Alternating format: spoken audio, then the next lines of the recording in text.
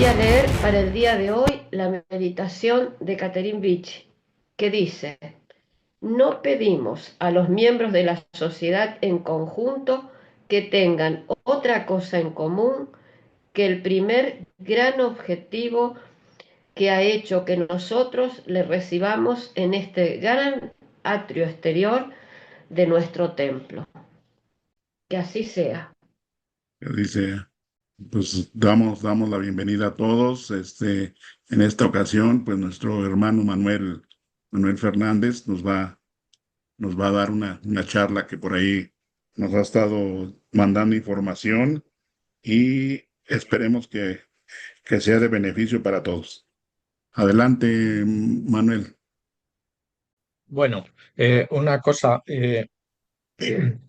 importante que esto no es en realidad una conferencia, esto se creó como grupo de estudio, es decir, participativo de todos y por eso se propone un trabajo, se manda el trabajo y luego cooperamos todos, ¿no? Como dije al principio, algunos no lo han escuchado porque han entrado más tarde. Algunas informaciones que diré al final no me ha dado tiempo a incluirlas, por lo tanto, pues las comentaremos, que sobre todo son citas y comparaciones, ¿no?, entre lo que vamos a ver de las filosofías, religiones monoteístas, Zoroastro o sea, el libro Avesta y Vedantas, principalmente. Entonces, bueno, como Astrat, ¿qué es lo que pretendemos con el trabajo que vamos a hacer hoy? Es analizar la influencia del neoplatonismo y el aristotelismo en diversas tradiciones filosóficas y religiosas. Se examinará su impacto también en el estoicismo. He escogido el estoicismo porque me parece una rama muy importante dentro de la línea filosófica de la antigua Grecia, no porque sea la única. Su integración en el pensamiento islámico y especialmente en el sufí o en el sufismo, así como su relación con la mística judía y la tradición cristiana.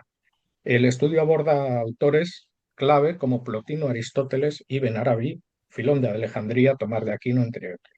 Asimismo, se comentan conexiones con textos apócrifos y se destacan comparaciones doctrinales que reflejan la complejidad de la transmisión del saber filosófico. Las conclusiones destacan la relevancia de las corrientes y puentes de diálogo intercultural e interreligioso. El encuentro entre la filosofía y la religión ha marcado profundamente la historia del pensamiento humano. Entre las corrientes más influyentes destacan el neoplatonismo y el aristotelismo, o la doctrina de Aristóteles, que a través de su transmisión en diversas y distintas culturas impactaron no solo en la filosofía helenística. Aquí un punto importante. El término, cuando en historia y arqueología antigua se refiere a helenista, no se está refiriendo a la antigua Grecia. El helenismo empieza en la época justo de Alejandro Magno. Se toman y consiste el helenismo, no lo he puesto aquí, pero consiste en la cultura griega, pero según Alejandro Magno se iba expandiendo por Oriente Medio, Asia Menor y hasta la India, iba haciendo un sincretismo de las tradiciones religiosas, filosóficas y culturales con la griega. Esas relaciones se llaman helenismo. Bueno, continuamos sino también en las religiones monoteístas como el Islam, judaísmo y cristianismo. Este trabajo pretende analizar la influencia de estas corrientes en el estoicismo, su recepción en el Islam, particularmente el sufismo, su relación con la mística judía y su impacto en el cristianismo, estableciendo un marco comparativo y crítico. Además, se incorporan ejemplos históricos, concretos, citas textuales de fuentes primarias y secundarias, y estudiaremos las consecuencias culturales de estas interacciones. Entonces, ¿qué entendemos por neoplatonismo y aristotelismo como fundamento filosófico? El neoplatonismo se desarrolla principalmente con Plotino, siglo III. Surge como una reinterpretación de Platón, que integra elementos místicos, como en el libro de las Eneadas, Plotino sostiene que de lo uno procede todo, y todo desea retornar a él. Ahí tenéis la cita, Plotino es Eneadas, volumen 2. La noción de emanación se convirtió en una categoría fundamental para comprender la relación entre lo divino y lo creado. Su discípulo Porfirio y más tarde Proclo ampliaron este sistema con una estructura jerárquica de realidades. Por su parte, Aristóteles, siglo IV, ofreció un marco filosófico basado en la observación y la lógica. Su metafísica introduce la idea y el acto y potencia como explicación del movimiento, mientras que su noción de primer motor inmóvil inspiró tanto a teólogos islámicos como a cristianos. En el libro Metafísica, volumen 12, lo podéis ver esto. El aristotelismo fue transmitido a través de Alejandro de Afrodisias, los traductores árabes y posteriormente la escolástica medieval.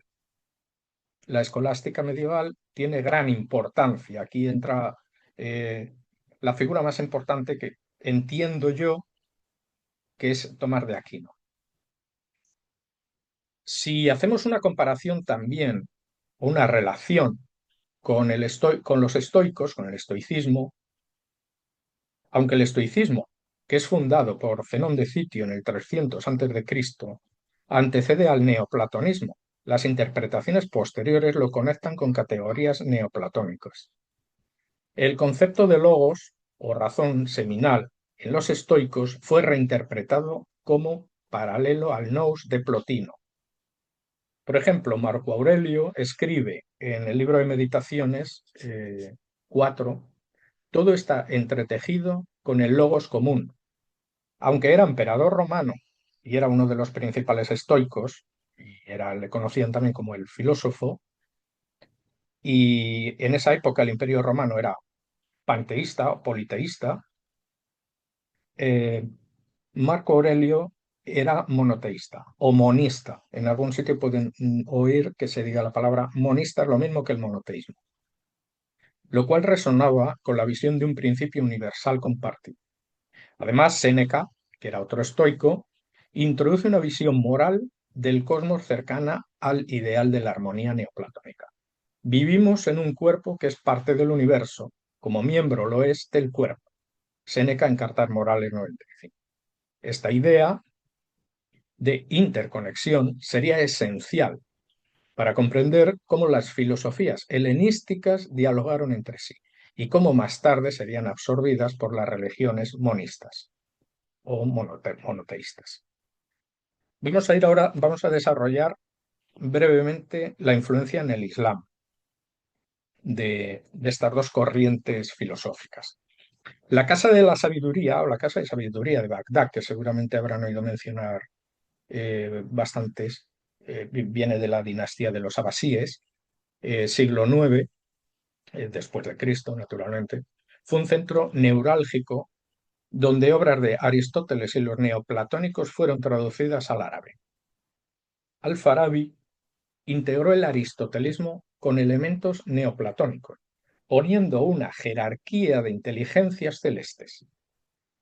Avicena, por su parte, Ibn Sina, desarrolló un sistema metafísico donde Dios es necesidad absoluta y de él emanan los niveles de la realidad. Esto está en el libro de Avicena de Metafísica de la Shifa. Luego veremos qué es la Shifa y estos términos al final.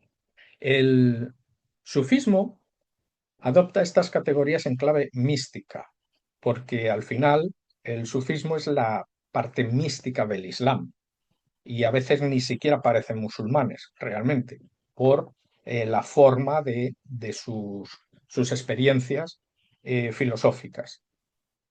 Ibn Arabi, como digo, vive desde 1165 a 1240, era murciano, por cierto, aunque no lo he metido aquí.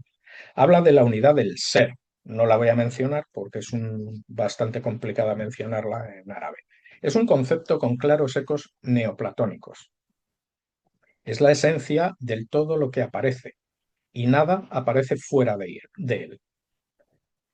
Al-Ghazali, aunque crítico del aristotelismo, en La incoherencia de los filósofos utilizó categorías neoplatónicas para fundamentar su teología. Ejemplos históricos como el traslado de la filosofía griega a Al-Ándalus muestran cómo Averroes también defendió la compatibilidad entre fe y razón aristotélica, influyendo posteriormente en Tomás de Aquino. Tomás de Aquino, un poco el gran padre de la Iglesia medieval.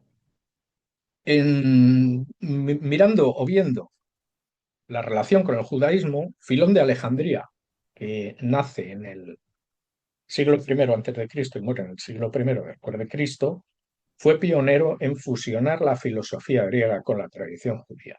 Su noción del logos como mediador entre Dios y el mundo anticipa al uso cristiano el término. En la cábala medieval, es la cábala medieval a la que me refiero, por eso he puesto aquí Isaac Luria, la idea de Tzintzun o contracción divina refleja el modelo de emanación neoplatónico. Gerson Scholem, en 1965, señala que los 10 séfiros son compatibles a los hipostasis neoplatónicos. Los textos apócrifos, como el libro de Enoc, describen visiones celestiales y jerarquías angélicas que recuerdan a la estructura jerárquica de la metafísica platónica. Esto sugiere que la literatura apocalíptica judía pudo haber dialogado indirectamente con categorías filosóficas helenistas. Hay que tener en cuenta que la filosofía y la religión, sobre todo con el cristianismo, interaccionaban mucho. De ahí sale un poco lo que es el gnosticismo, los gnósticos. Pero, ¿qué les ocurre? Que los gnósticos también ahí, como estaban entre tierra de nadie, por decirlo de alguna forma, desaparecen. Realmente, a partir del siglo I, desaparecen y nos quedan conceptos y libros gnósticos, pero los gnósticos tienden a desaparecer y no por la persecución del Imperio Romano, sino porque los filósofos los denominaban que eran demasiado religiosos. Y los religiosos decían que eran muy filosóficos. Por lo tanto, estaban en tierra de nadie y tendieron a la desaparición. Eso fue realmente lo que se sabe de la desaparición del gnosticismo. Porque luego lo que hay posterior es un neognosticismo. No es el gnosticismo del siglo I, que emana de un padre que se llamaba Teudas, que fue el que era alumno o apóstol de Pablo, y fue el que enseñó o transmitió, por ejemplo, a Valentín, al autor del Pistis Sophia. Bueno, con la relación con el cristianismo, me parece interesante Agustín de Hipona. Agustín de Hipona vive entre el 354 y 430 de nuestra era, que tras leer a Plotino incorporó la idea de que Dios es el bien supremo y la fuente de toda verdad. Viene en el libro Confesiones en el 7, en el capítulo 7. El pseudo Dionisio el Areopagita, siglo V a VI, desarrolló la teología negativa, afirmando que Dios solo se puede hablar por la vía de la negación, lo cual tiene raíz en la trascendencia neoplatónica del uno. Fijaros que aquí este concepto es bastante diferente al aristotelismo, porque aquí habla del concepto del uno. Tomás de Aquino, 1225-1274 de nuestra era, con él el aristotelismo alcanza su máxima sistematización en el cristianismo. En su obra La Suma Teológica, Aquino argumenta la existencia de Dios a partir del motor inmóvil de Aristóteles. El contraste con Agustín muestra cómo ambas tradiciones, neoplatónica y aristotélica, se integraron en el edificio doctrinal cristiano. Históricamente, Esta síntesis permitió el florecimiento de la escolástica medieval y abrió el camino a la modernidad filosófica. Autores como Gilson, 1955, luego lo he puesto al final en la bibliografía, destacan que sin esta convergencia no podría entenderse el pensamiento europeo posterior. Y en conclusiones, el neoplatonismo y el aristotelismo no fueron meros sistemas filosóficos aislados, sino corrientes que estructuraron gran parte del pensamiento religioso y cultural de la antigüedad y de la Edad Media. Su influencia en el estoicismo, el islam, el judaísmo y el cristianismo muestra cómo el pensamiento filosófico puede trascender fronteras, culturas y religiones. Los ejemplos históricos de la Casa de Sabiduría de Bagdad hasta la escolástica medieval de París ilustran un mismo fenómeno, la transmisión creativa del saber. Las religiones monoteístas reinterpretaron categorías filosóficas helenistas para fundamentar su teología y espiritualidad. El sufismo y la cábala reflejan la capacidad de integrar nociones abstractas en experiencias místicas, mientras que el cristianismo logró una síntesis entre la fe y la razón, que aún hoy impacta la filosofía contemporánea. En conclusión, el estudio de estas tradiciones evidencia que la filosofía y la religión, lejos de ser esferas opuestas, se enriquecen mutuamente. El neoplatonismo y el aristotelismo actuaron como puentes interculturales, mostrando que la búsqueda de la verdad es un proceso común en la historia de la humanidad. Y aquí les he dejado al final bibliografía por si quieren consultarla o buscarla por PDF. Ahora, si tienen preguntas o comentarios, es un buen momento antes de que sigamos con citas históricas. Adelante, Milce. Iba a decir algo que es una redundancia, pero que vale la pena porque gracias a todos estos grandes pensadores, nos legaron la llegada o acercarnos a la verdad. Y fíjense ustedes que en la teosofía Blavatsky lo nombra y los nombran en todos los lugares. Entonces, la importancia de ser veraz, la importancia de nuestros estudios y nuestra dedicación hacia lo que a nosotros más nos representa desde la profundidad del ser, que eso es lo eterno. Entonces, me parece una maravilla cómo lo representan, ¿no? El estudio de todo esto, ¿a dónde nos lleva? Al estudio de la verdad, sin diferencias de razas, credo ni nada, como lo dice la teosofía. No es una propaganda la teosofía, pero me llevó a pensar todas estas cosas. Qué importante que es. Nada más. Gracias, Manuel, por dejarme hablar. Gracias, Milce, por favor. Como no te voy a dejar hablar, si es un grupo de estudio. ¿Alguien más quiere aportar algo o alguna duda? Nada. Bueno, pues entonces continuamos. Esta parte no la compartí porque ya les digo que no me dio tiempo. He estado también pidiendo a compañeros, pero que son de filosofía, que me echaran una mano en estas cosas y me llegó un poquito tarde el tema. Pero bueno, lo tengo aquí en papel.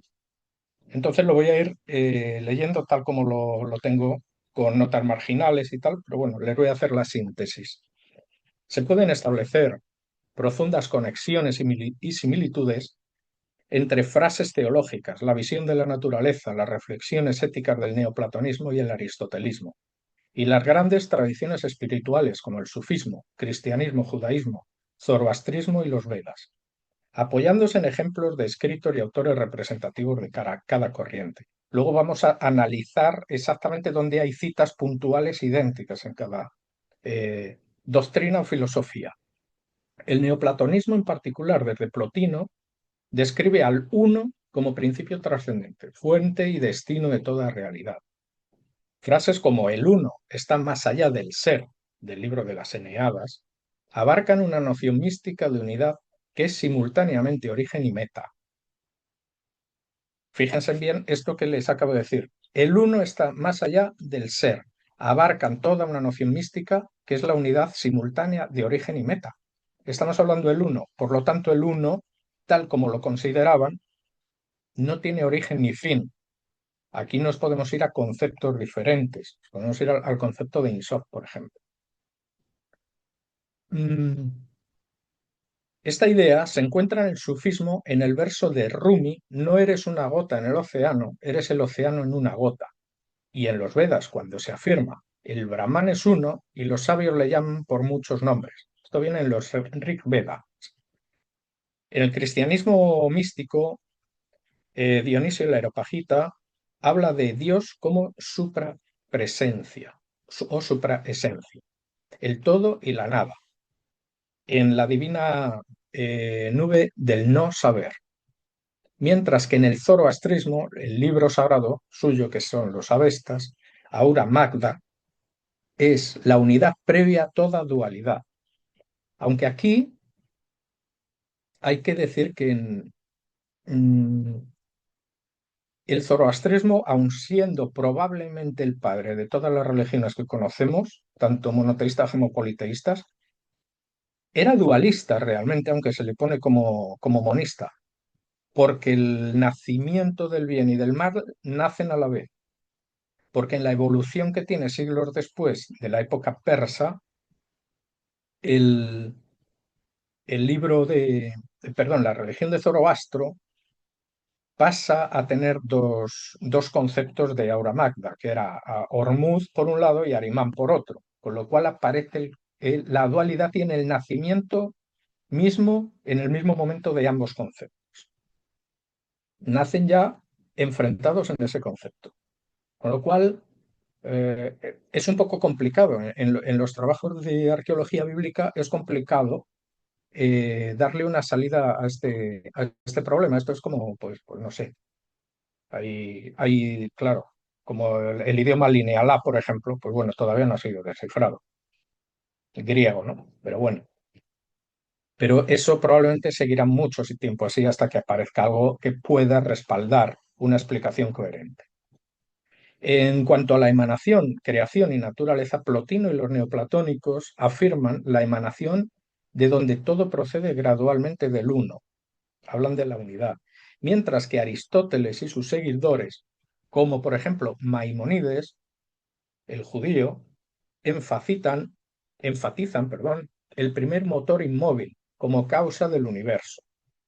En la tradición sufi se habla de la luz de luces como fuente de todo lo existente, influenciado por el zoroastrismo y el neoplatonismo. En los Vedantas hindús se enseña que del Brahman emana el mundo fenomenal como hilo de una tela. Viene en Mundaka Upanishad esta cita. Y en la cábala judía, la creación es vista como la Shefá, o flujo divino, de Dios a la materia. Y en Zoroastro, el Yasna, que es la parte de la Vesta, dice: la gran luz llega de todas las cosas buenas.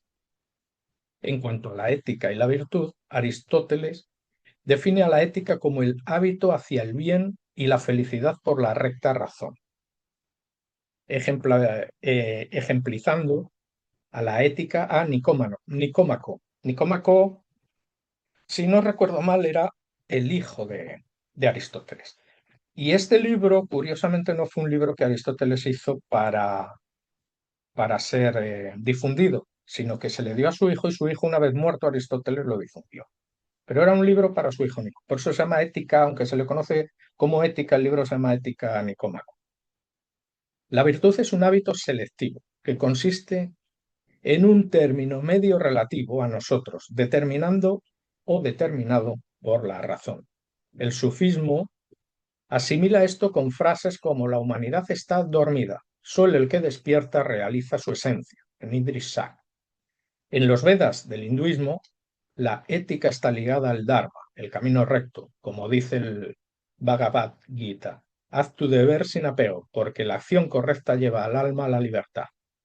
Y la religión de Zoroastro propone el tríptico buenos pensamientos, buenas palabras, buenas acciones, que viene en los Avestas. En el cristianismo, la ética del amarás a tu prójimo como a ti mismo es el ideal supremo, y el judaísmo mosaico recalca la justicia y la misericordia.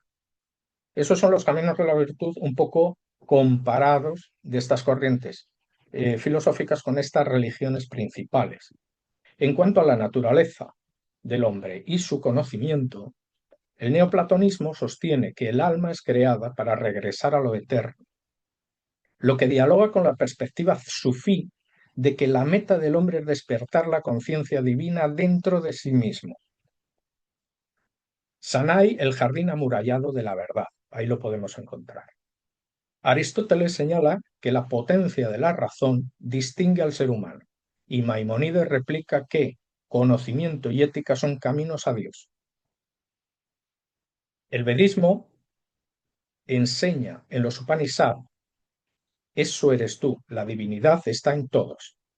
La Cábala enseña que el hombre es microcosmos del universo, y los zoroastristas o zoroastrianos ven al humano como el guardián de la verdad contra la drug. Drug es el engaño en farsi, en persa. Bueno, aquí había puesto bibliografía, y luego la relación y asimilación. Podemos decir que la permeabilidad entre las filosofías y religiones se evidencia tanto en la transmisión textual como traducciones, escuelas mixtas como Alejandría, Toledo, Bagdad, que fueron los arquetipos del saber del mundo antiguo, como en los enfoques, la unión mística y la divinización del alma, son metas tanto neoplatónicas como sufís y cristianas. El principio piramidal de lo uno y lo múltiple conecta la dialéctica platónica, el Advaita Vedanta, la Cábala y el sufismo, siempre apelando al retorno al origen divino, lo absoluto y lo trascendente de la dualidad mundana. Así, ética, visión de la naturaleza y teología, tanto en neoplatonismo como en el aristotelismo, encuentran sus correspondencias y ejemplos clásicos en las grandes tradiciones del sufismo, cristianismo, judaísmo, zoroastro y los Vedas, uniéndose en una trama común de aspiración mística, ética del bien, afirmación de la unidad universal, fragmentos de los Vedas que conectan con el neoplatonismo, por ejemplo, especialmente los Upanishads. Yo creo que ahí es donde mejor se dice que se pueden encontrar este tipo de conexiones. Revelan una afinidad, como digo, que es directa en los conceptos del neoplatonismo, sobre todo en la noción de la unidad absoluta como Brahman y la identificación profunda entre el ser individual y la relación o la realidad suprema. Es muy importante porque, claro, si hacemos un análisis histórico, simplemente histórico, veremos que con la desaparición de la civilización del Valle del Indo, que no se sabe prácticamente nada porque no hay escritos, se sabe solamente que no fueron destruidos, sino que fueron desapareciendo, y con la incorporación en esas tierras que hoy corresponderían prácticamente a lo que es Pakistán, el Valle del Indo, de los indoarios que estaban en la zona norte de Persia, y todos tienen un ancestro común, que es el pueblo indoeuropeo, se desplazan y aparecen, y es cuando empiezan a aparecer los Vedas sobre el 1500 a.C. Y entonces, claro, la pregunta es, la Grecia clásica, siglo VI, a partir del siglo VI. Pero es que, claro, la Grecia clásica bebe desde Minos. Minos es del segundo milenio antes de Cristo. O sea, es anterior. Y la expansión, sobre todo en época de Alejandro Magno, y en época también, porque también bebieron en parte los asirios de estas tradiciones, los asirios también tuvieron una comunicación directa de comercio, sobre todo, con todo el Extremo Oriente. Influyeron incluso en el taoísmo, en determinadas partes del Tao, en China. Por lo tanto, el concepto amplio de lo que sería todo el helenismo, el helenismo arcaico, empieza incluso un poco anterior a la época de Minos, a la época cretense, va modificándose o asimilando formas y cambiando en época de Micenas para llegar a la Grecia arcaica y luego a la Grecia clásica. O sea, hay una concatenación de conocimiento y de tradiciones que se van imponiendo unas a otras, pero que al mismo tiempo van bebiendo unas de otras. Con las comunicaciones empiezan a llegar este tipo, porque, por lo que les digo, no olviden que eran indoarios, era la misma raíz. Por lo tanto, es muy normal que las religiones y filosofías puedan parecer muy sincréticas en Oriente Medio sobre todo, y hasta la India, a lo que conocemos hoy como la India, por las relaciones comerciales y porque el ancestro común venía del mismo sitio. Los únicos pueblos que no eran indoarios podían ser los semitas y en Mesopotamia exclusivamente y únicamente los sumerios. Que los sumerios no se sabe tampoco exactamente de dónde vienen, aunque haya alguna línea abierta ahora nueva. Pero los demás tenían un ancestro común. Por lo tanto, es muy plausible que aunque se haga un análisis histórico crítico, dé como resultado que eran sincréticas unas con otras. Bueno, los fragmentos clave de los Vedas y Upanishads, por ejemplo, tú eres eso, Brahman. Chandogya Upanishad afirma que la esencia última del ser humano es identidad a la realidad suprema, que es invisible, eterna y no dual.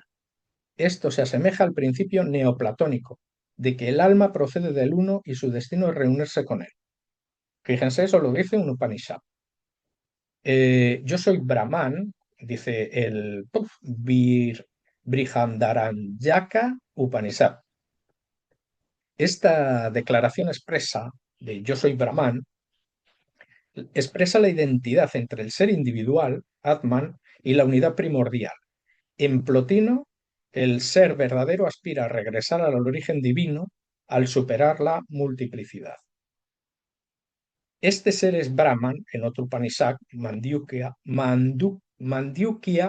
me imagino que es porque tiene como una diéresis sobre la U y un puntito debajo de la D, supongo que se le dirá Mandukya, Upanishad, conecta el microcosmos y el macrocosmos, lo que recuerda que el concepto neoplatónico de que el alma humana refleja la estructura del mundo inteligible y su meta es converger con la totalidad.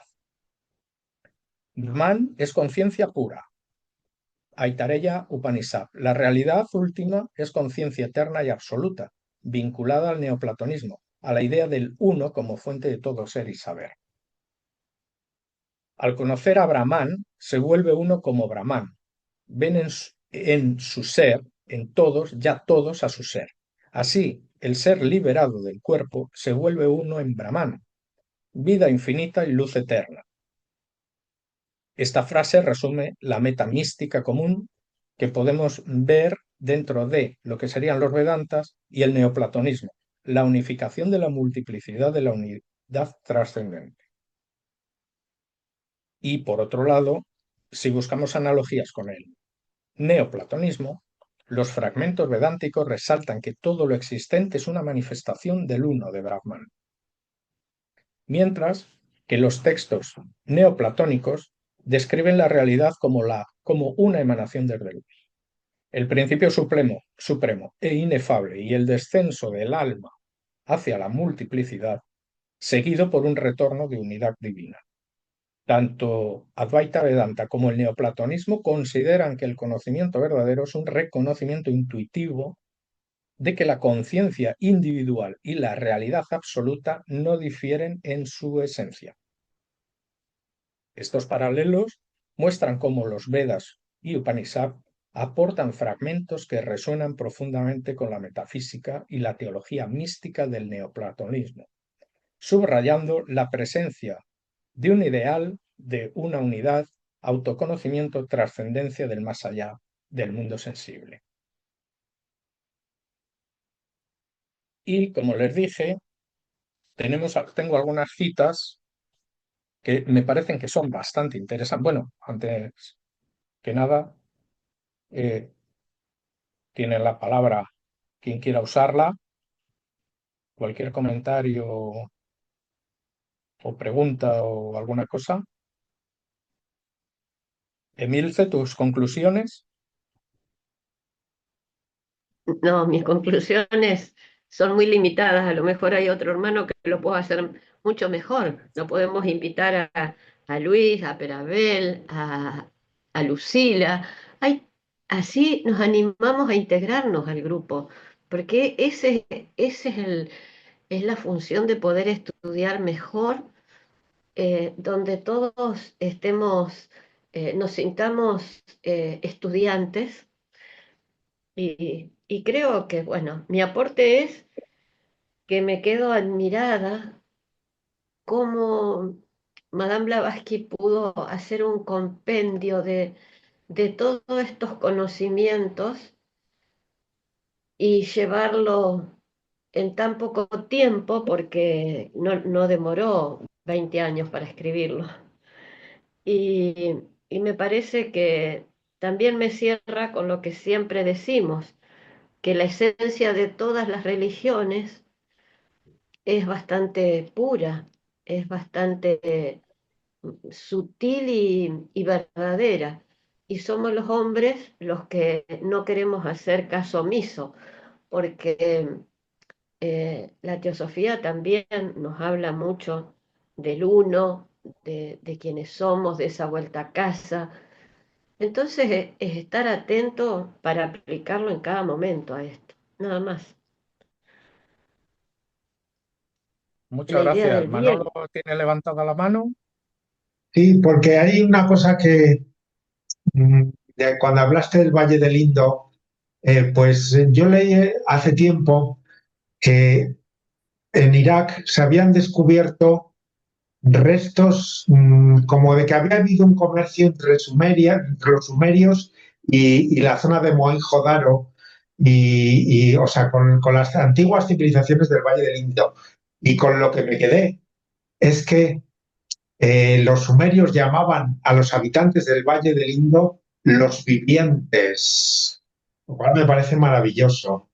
Los vivientes, o sea, como decir, los que viven de verdad, los que ya tenían la intuición de que el Atman es igual a Brahman. Pues, y a mí eso se me ha quedado para siempre, fíjate. Los vivientes, es tan bonito. Sí, es que pero no son los sumerios los que tienen, los sumerios no tienen contacto realmente. Los sumerios son la primera civilización, son los que inventan casi todo, desde la rueda hasta la forja, y no el fuego, pero sí la forja, la utilización de los metales, la ingeniería hidráulica, pero no tienen especialmente los sumerios como en Mohenjo-Daro, que era la ciudad de los muertos. En realidad quería decir eso. O Harappa era otra ciudad importante. Los que tienen una influencia entre ellos, sobre todo comercial, son los acadios. El pueblo acadios y babilonios y asirios. Sobre todo los asirios. Los asirios hacen auténticas entre Valle del Indo y Mesopotamia, el imperio asirio hace auténticas autovías para el tráfico. Un poco son los que abren esa forma, ¿no? de mercadear unos pueblos con otros. Esos son los grandes impulsores. Y sí, los llamaban así, los vivientes. Y de hecho es un pueblo que desapareció, no se sabe nada. En realidad de Valle del Indo no se sabe nada de estos pueblos. Se sabe que eran pacíficos, se sabe que no los destruyeron, mira, mi hijo Daniel está ahora allí. Y no los destruyó ninguna fuerza, no hay evidencias, pero tampoco dejaron nada escrito. Ese es el problema, no hay nada escrito de a qué adoraban. No se sabe, hay especulaciones, por lo tanto yo prefiero no decir nada, porque si no hay nada más o menos un poco razonable, es mejor decir no tenemos ni idea. Y en Entonces, arqueología realmente no tenemos ni idea de casi nada, realmente. Tú eres también eh, historiador, ¿no? Y sabes que Es muy sí, difícil demostrar las cosas, aunque se van haciendo. Entonces, quien realmente da el impulso, digamos, porque lo que habría son corrientes probablemente filosóficas, no religiosas, son filosóficas. Sobre todo gente que creía en no sabía qué, pero se hacía preguntas, que es diferente a tener fe en algo. Eh, lo que pensamos es que la madre de todo esto es la raíz indoeuropea, y de la raíz indoeuropea, cuando salta a la indoirania y estos se marchan, digamos, o migran o emigran a, al, a lo que es hoy sería Pakistán, sería esa zona, y ahí se extienden ya a lo que es el resto de la India. Ahí es cuando se crean los Vedas. Y los Vedas tienen una naturaleza muy, muy parecida. Yo he estado buscando las comparaciones y estudiándolas, y tienen una naturaleza muy parecida al libro de los Avestas de Zoroastro. Son muy parecidas. Pero claro, tiene lo que he dicho, tienen un ancestro común, que es el mismo pueblo, el mismo origen raíz de la lengua, incluso. Los únicos que te digo que eran diferentes eran los sumerios. Los sumerios, de hecho, que se les llamaba los cabezas negras, no se sabe de dónde venían. Por eso hay tantas especulaciones con sus dioses Anunnakis, es decir, que venían del espacio y tal. E incluso hay algún arqueólogo que dice eso. Entonces, pues bueno, cada uno tiene que pensar por qué lo dice y por qué. Pues yo tampoco lo descarto, o sea, yo no soy un negacionista, yo intento demostrar las cosas y estudiar las cosas y buscar la parte eh, científica, porque la ciencia al final no está aquí para negar nada.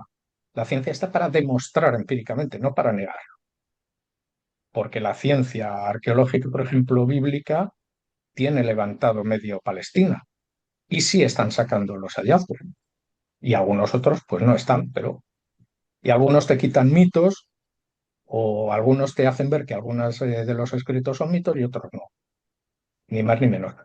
Pero bueno, en definitiva, Mesopotamia sí probablemente es la madre de las civilizaciones, y de ahí se extiende porque es anterior. Mesopotamia aparece en un periodo ya que estaba en el Neolítico, y se cree que Gobekli Tepe, que no se sabe casi nada de ello, se cree que de ahí venían los sumerios ahora, porque se ha encontrado escritura cuneiforme.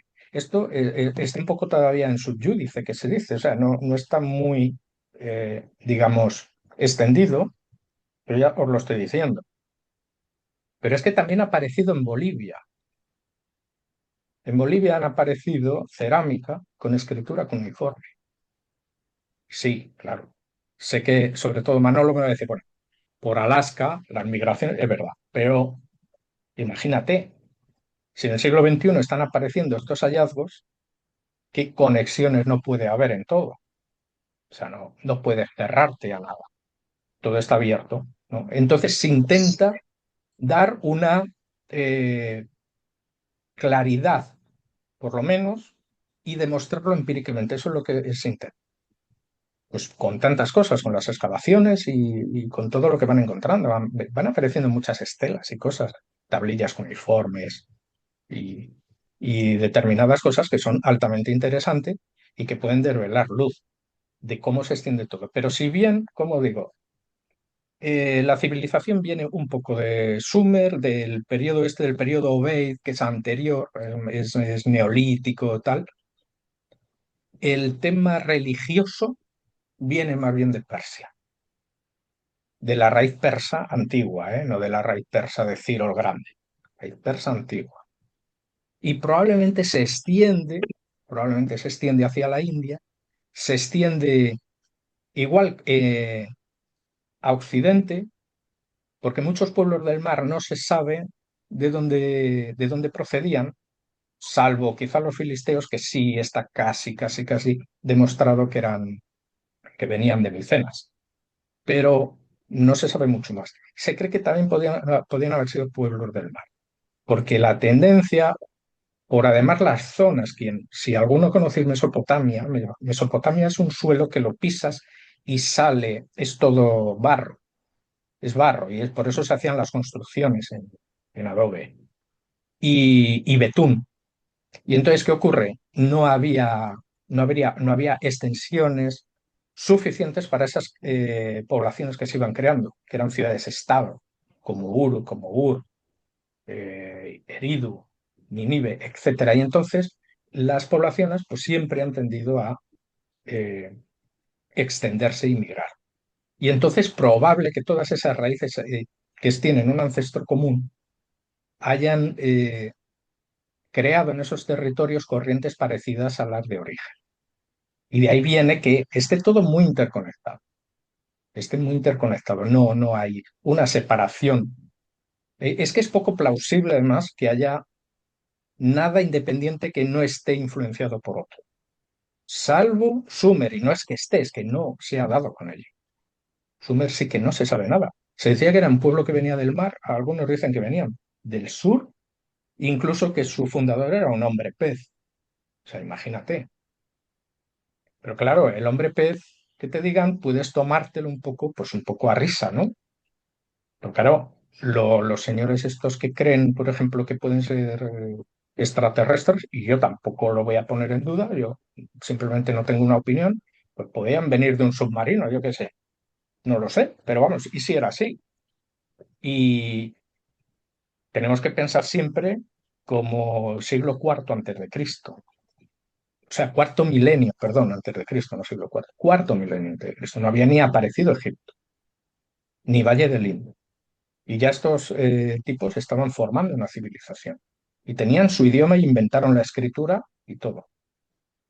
Entonces, claro, si alguien lo veía y tenía que transcribir lo que veía, en esa época, pues claro, evidentemente, si ves un helicóptero, te crees que es Dios que viene abriéndose a través de las nubes. Y si ves un submarino, crees que es un hombre pez que se abre y escupe por la boca gente. Probablemente. Hay que meterse en la cabeza de la gente de la época. No podemos contemplar la historia como la veríamos hoy, porque si no, pensaríamos que estaban todos locos, evidentemente. Hay que meterse ahí, meterse como hacía Herodoto. Herodoto hacía eso, explicaba desde la antigüedad. Herodoto cometió muchas transcripciones, aunque los arqueólogos nos hemos basado siempre en Herodoto, sobre todo en el tema de Oriente Medio, eh, cometió muchos fallos, pero porque asimiló unas ciudades a otras, simplemente. Como ejemplo, creo que a lo mejor os lo he dicho alguna vez, las, eh, los jardines colgantes de Babilonia no estaban en la ciudad de Babilonia, estaban en Nínive, pero Heródoto llamaba Babilonia a todo Mesopotamia. Entonces, esa es la explicación, no que Heródoto mintiera. Cuando la Biblia te dice, bueno, aquí hicieron tal y te pones a excavar y no aparece, no tienes que dar por hecho que la Biblia ha mentido, porque ante todo es un libro de historia, sino que las coordenadas que te pone la Biblia ahí no son exactas. Tienes que seguir buscando. Por eso te digo que científicamente no puedes negar, sino que intentas demostrar esa veracidad con otro medio. Bueno, no sé si te ha servido de algo, Manolo. Y no, Bueno, yo como estaba en un hablamos tú y error. yo Yo hacía bastante, contemporáneos a los sumerios de Harappa y resulta que tú me dices que es un poco posterior a Harappa a los sumerios, que es la de los acadios, que son los que van después de los sumerios. Los sumerios. Los sumerios empiezan a aparecer sobre el 4000 a.C. Y Mohenjo-Daro y esas dos ciudades que son las principales, aparece, y Lotan, también es otra ciudad importante de allí, aparecen aproximadamente en el 3500 a.C. y un poquito, casi a la vez, aparece Egipto. Se empiezan a aparecer sistemáticamente todo. Pero hay una diferencia de 500 años importante.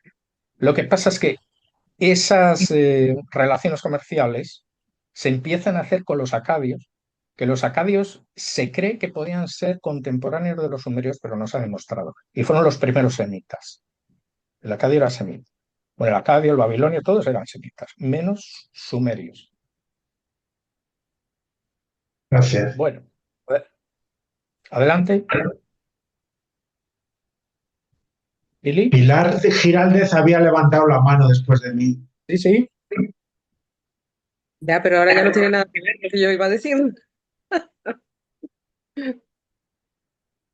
A ver, teniendo en cuenta que la ética no es fija ni estática, porque depende del consenso al que se llega en un grupo social, me estaba preguntando hasta qué punto Tomás de Aquino, influenciado por su ética derivada de la sociedad en la que él crece y se desarrolla, no está de alguna manera o no distorsiona de alguna manera la interpretación que hace de la filosofía antigua. Su forma de Yo verlo. creo que no, yo creo que era totalmente aristotélico, porque Aristóteles da un toque nuevo y crea una corriente totalmente nueva. Porque los presocráticos, luego Sócrates, Platón, eran más del mundo de las ideas, Pitágoras. Platón mete un enfoque distinto, tiene Pero sus propias interpretaciones. Tomás de Aquino los interpreta a partir de una ética que no tiene nada que ver con la de los filósofos antiguos. Bueno, a ver, los filósofos antiguos tenían la misma ética que la que tenía Aristóteles, no era muy diferente porque la ética de Aristóteles era, lo que pasa es que Aristóteles anteponía la razón a la intuición. Aristóteles te decía una cosa, usted no empiece la casa por el tejado, usted quiere saber quién es Dios, quiere saber por qué está aquí, no sé qué, primero conózcase a sí mismo aquí y luego intente escalar. Es decir, si yo me quiero proyectar a reconocer qué hay en el más allá, quién es Dios, quién no sé qué, pero no sé ni quién soy yo ni por qué estoy aquí, no me hago esas preguntas, eso era erróneo para Aristóteles. Era erróneo para Aristóteles. Aristóteles te decía que lo primero conócete el por qué y por qué te haces preguntas. Es muy importante lo que decía Aristóteles. Tiene mucho sentido. Tiene mucho sentido. No quiere decir que yo lo comparta. Yo te estoy diciendo la visión de Aristóteles. Aristóteles decía, conócete y si te pones a meditar y dices, yo quiero ver qué hay, que quiero elevar la conciencia y no sé qué, bueno, primero pregúntate por qué quieres elevar la conciencia. ¿Por qué? ¿Qué razón tienes para hacerlo? No que no lo hagas, sino que primero razona por qué lo quieres hacer.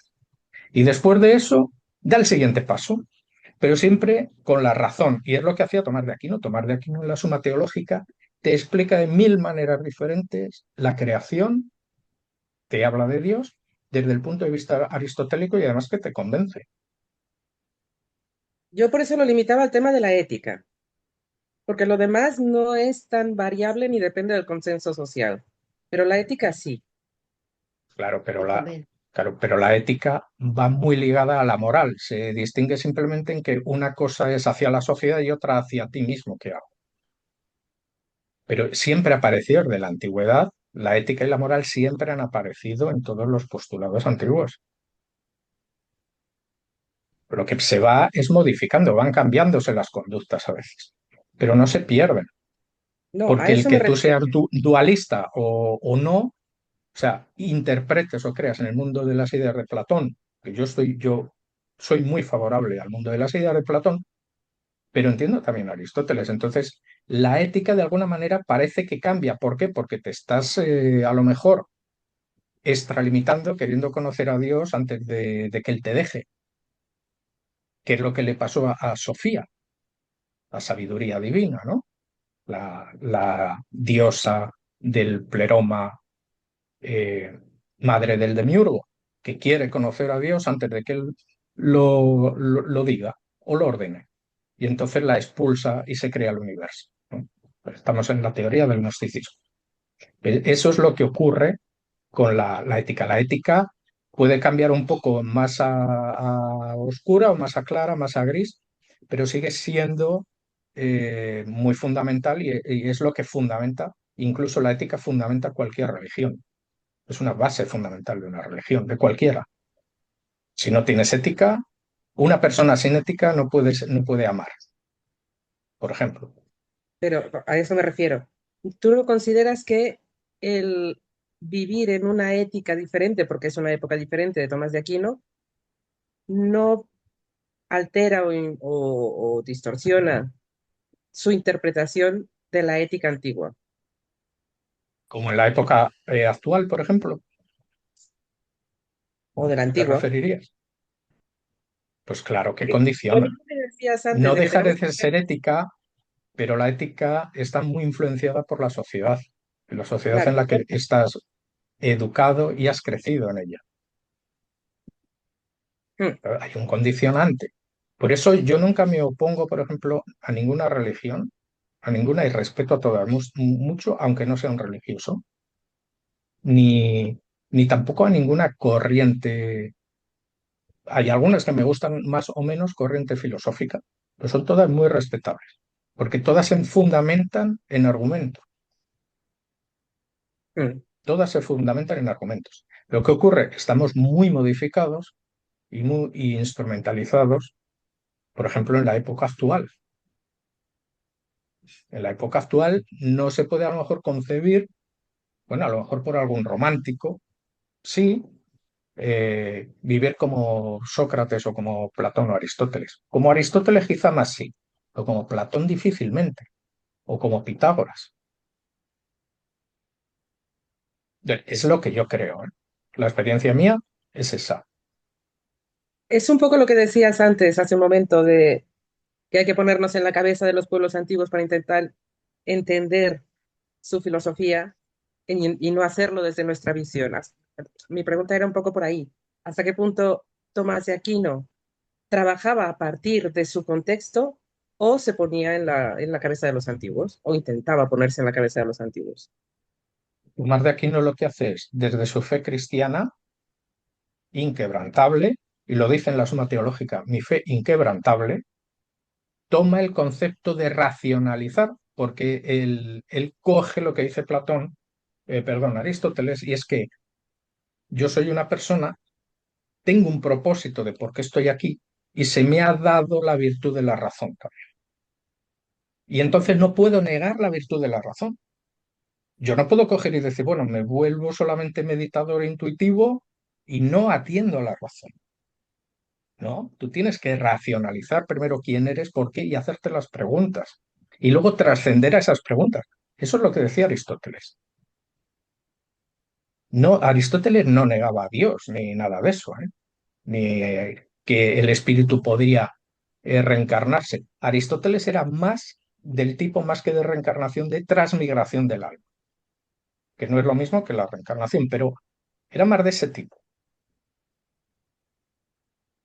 Pues ¿Y muchas gracias. a qué obedece en definitiva todo? A una ética. La ética es la madre de toda la filosofía. Cualquier filósofo tiene una ética, de unas formas u otras. No es lo mismo a lo mejor un concepto de Diógenes, de Zenón de Citio o de Aristóteles que de Descartes, con su método cartesiano y, y científico. Pero también tenía una ética, Descartes. Y Newton, que siempre se dice, bueno, era el científico, pero era un alquimista y era una persona altamente espiritual. O sea, hay conceptos a veces que equivocamos de las personas al poner etiquetas, cuando realmente todo confluye en lo mismo. Pero precisamente en las filosofías hay muchas corrientes para que cada uno lea a quien le guste y, bueno, ¿alguien más? O continuamos ya para ir cogiendo la recta final? Uy, me caí. Seguimos y acabamos lo que os dije que tenía, pero que lo he tenido que imprimir, pero no he podido compartirlo porque no me ha dado tiempo. Pero bueno. Eh, Tenemos hecho una tabla comparativa que me parece que es bastante interesante de lo que es Aristóteles, neoplatonismo y religiones. Y aquí he incluido a la religión de Mitra, la mitraísta. La religión de Mitra, que es bastante desconocida generalmente, es una religión bastante moderna, anterior al Islam y posterior al cristianismo, ¿no? Siglo más o menos cuarto, quinto, y como lo hacen las religiones romanas y tal, pues bueno, cogen conceptos de diferentes religiones, sobre todo de religiones de misterio, ¿eh? La religión de Mitra era una religión de misterio.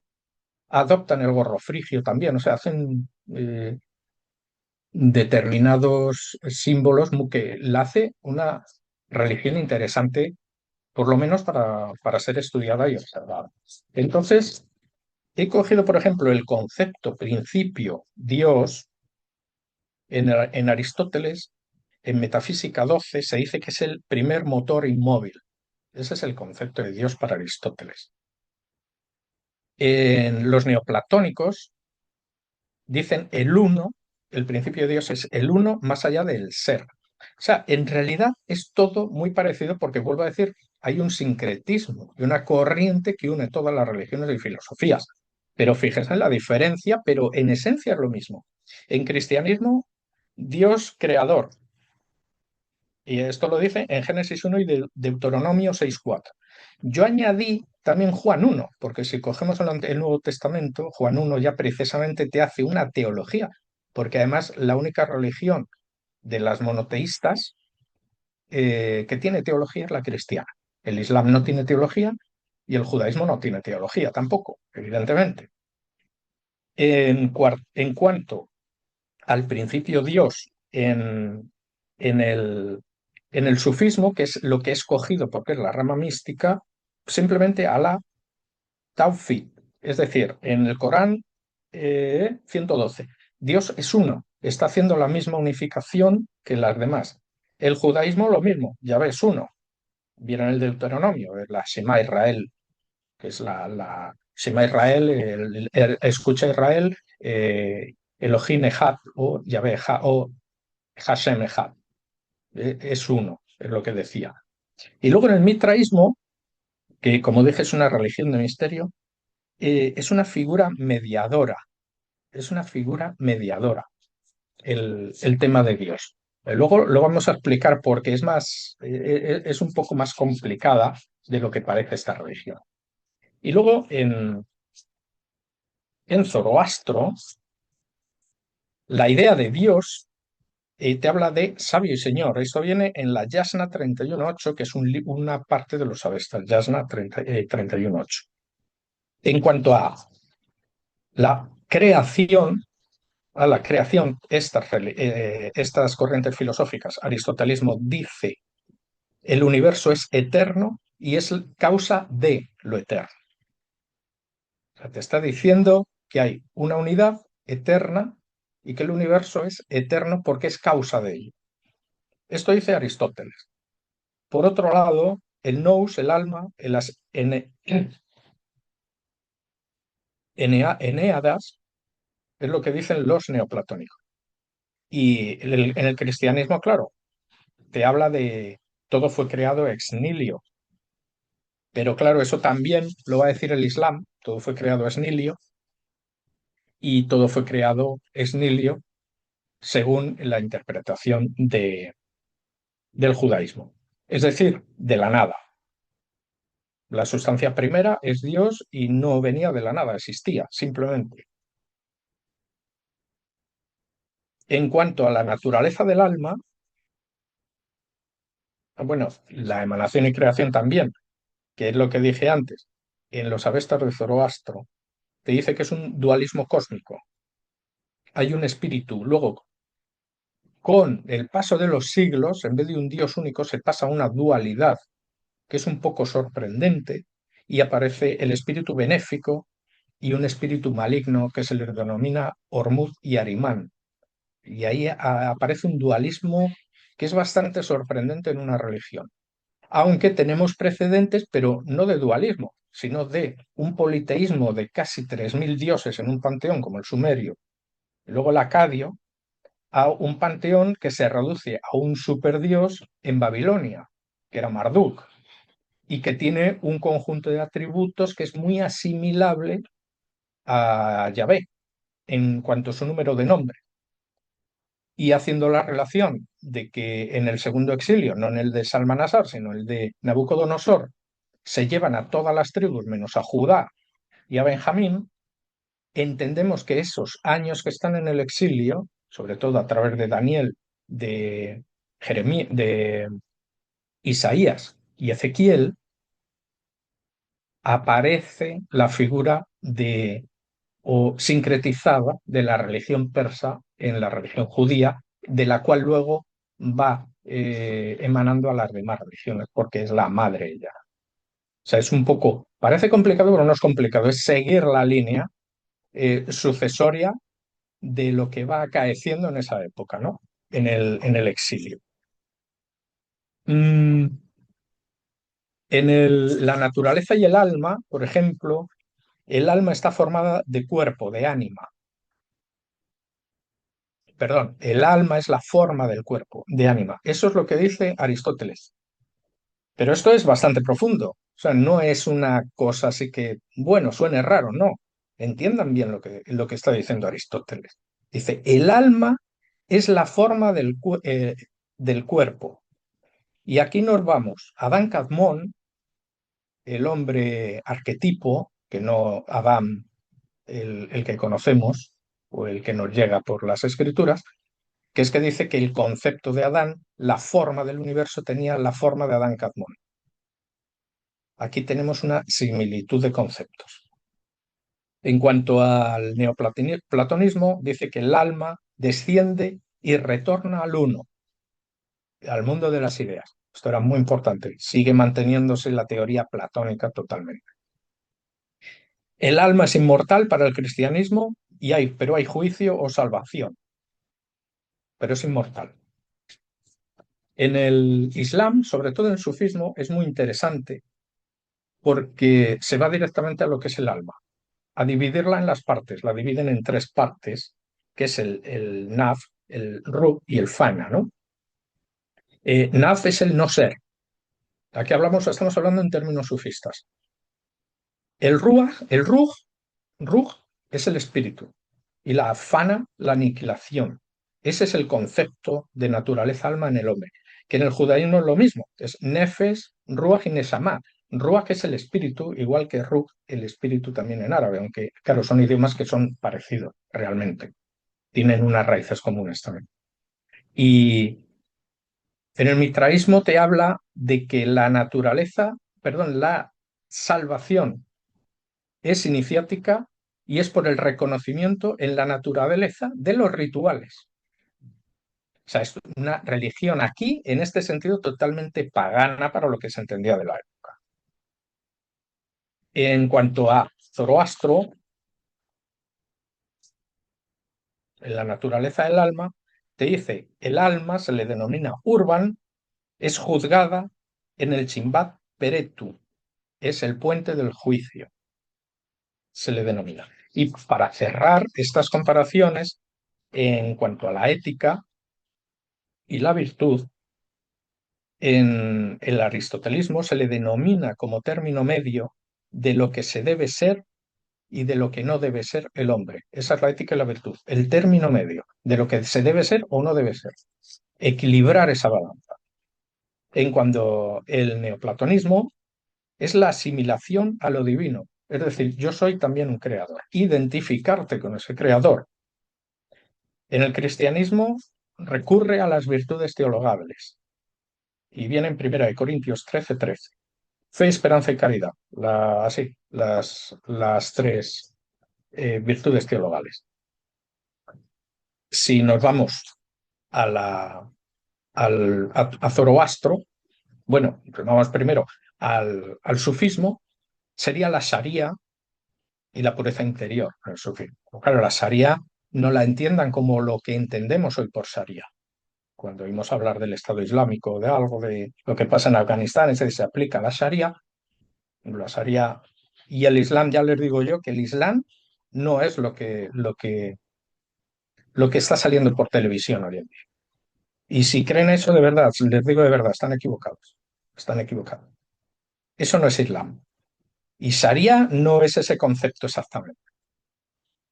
Y en judaísmo serían las mitzvot, que son 613 mitzvot, que son los mandamientos. El judío tiene 613 mandamientos, aunque hoy en día parece que se está pasando todos por algún lado, pero no los está cumpliendo. Y luego la rectitud y la justicia. Y el mitraísmo, los juramentos de fidelidad y el proceso iniciático. O sea, son, como dije, es una religión, el mitraísmo, de misterio, totalmente.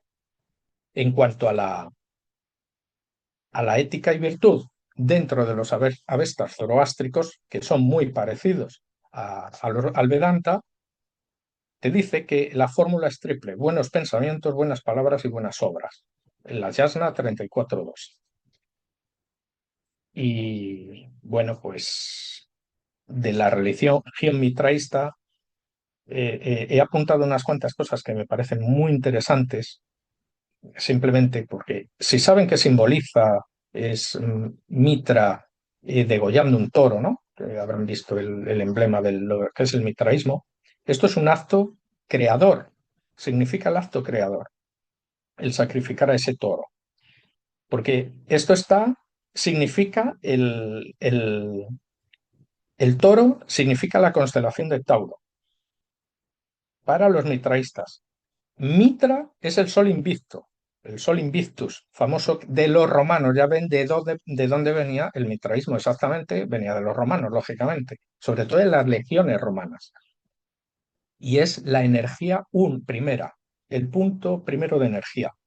Escorpión es el fin de una era para el mitraísmo. Y el perro y la serpiente que salen bebiendo la sangre del toro es la regeneración y la transformación en el hombre. Y en eso se resume el mitraísmo, en esos cultos de misterio muy parecidos a los misterios órficos, a los misterios de Eleusis, probablemente. O sí, a Demeter y Perséfone, ese tipo de misterios. Y bueno, con esto yo ya les paso la palabra para concluir y ver qué comentarios tengan que hacer. Adelante. ¿Sí, Emilce? No, yo no tengo ningún comentario, es agradecerte profundamente porque la verdad que mis neuronas trabajaban a 1000 por hora para tratar de comprender todas estas cosas tan importantes que nos estás participando, porque por ahí entiendo, me ayuda a entender un poco más algunas lagunas que tengo de la teosofía y la idea de unidad, esa me parece maravillosa. La idea del alma, la ética, la moral, la justicia, de esos valores tan importantes, ¿no? Que nunca los vamos a poder dejar de lado. Son verdades eternas, sí, verdades eternas, lo dije bien.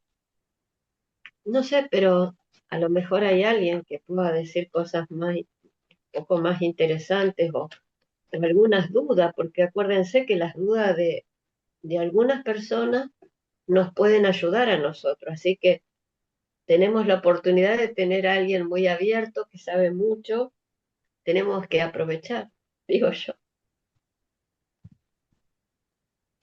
Bueno, de lo que se trata, o yo lo que trato es que, por ejemplo, cuando se lea un texto, yo creo que es muy importante, cuando se lea un texto de Krishnamurti, de Blavatsky, de Rudolf Steiner, de Leadbeater, no sé, de cualquier teósofo, y cita situaciones, cita religiones, filosofías, lo que intentamos en este grupo, en la manera de lo que podamos, es que entendamos eso, que estamos leyendo. Porque si leemos un texto y no conocemos la raíz de que estamos leyendo, vamos a estar perdidos. Vamos a entender que nos están transmitiendo a lo mejor una doctrina o una enseñanza, pero no sabemos esa raíz porque la raíz no te la van a enseñar, porque a ti van directamente a explicarte algo concreto. Entonces yo creo que es bueno, por eso, conocer origen, por un lado, de tres religiones monoteístas, porque además estaban muy imbuidas, por ejemplo, en Blavatsky. Yo en la doctrina secreta a Blavatsky la veo muchísimo, citar la Cábala, citar el Insop, por ejemplo, lo no manifestado dentro de la mística judía. Pero claro, es bueno, por eso anteriormente también estuvimos dando Cábala y haciendo este tipo de trabajos, ¿no? ¿Para qué? ¿Qué es Insop? ¿Cómo aparece Insop? ¿Cómo se puede representar Insop? ¿Y cuál es el objetivo de Insop? ¿Cuántas creaciones ha habido? ¿Cómo diferenciamos emanación de creación? ¿Por qué aparece la emanación? Y eso es lo que estuvimos explicando anteriormente. Ahora, entonces, cuando llegas a un texto que Blavatsky te dice la emanación y tal, estamos sabiendo exactamente qué es la emanación y por qué se produce la emanación, sin que Blavatsky tenga que explicar, sino que ya te explica el concepto de qué ocurrió con la emanación, no por qué se hace la emanación. Y eso es lo que estamos tratando aquí. Y luego, sobre todo, de ver que hay una base muy importante filosófica en todas las religiones. En todas las religiones. Y negar eso es darle la espalda tanto a la religión como a cualquier religión, como a la historia, como a la filosofía. Todo está emparentado, todo. Es como decir que tenemos muchas razas en el mundo, que Dios nos dividió por continentes. ¿Para qué? ¿Para que no nos juntáramos? No. Tendemos al mestizaje. Eso ocurre con las religiones y con las filosofías. Tienden al mestizaje. Y siempre habrá corrientes y corrientes, algunas más o menos duraderas, pero siempre van a existir esas corrientes. Y lo que tratamos ahora es de, lo que he intentado hoy, o en los próximos que hagamos, será ir conectándolos, ¿verdad? Ir avanzando. Hemos visto las, las filosofías antiguas anteriormente, hemos visto su relación, por ejemplo, con la idea de Baruch Spinoza, que era, entiendo yo, bastante importante. Lo vimos incluso cómo se aplicaba al arte o al arte escrito al siglo de oro español, con Calderón de la Barca, incluso con el Quijote o con Dante en la Divina Comedia. Luego era bueno relacionarlos, por ejemplo, el neoplatonismo con las religiones, que es lo que hemos intentado hoy, en la manera de lo posible y con el tiempo que tenemos.